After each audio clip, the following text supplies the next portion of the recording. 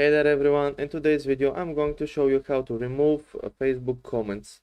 Well, not exactly remove them, but more like restrict people from commenting on your post. You will always have posts on your Facebook, but I can show you how to stop people from messaging you on your posts, videos or anything.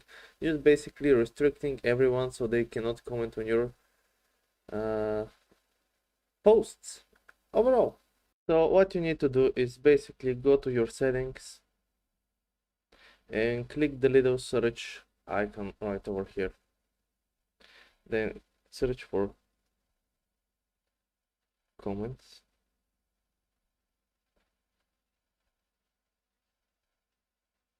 And click how people can find you and contact you. Right below it, there's Add Preferences and Followers and Public Content. Click Followers and Public Content.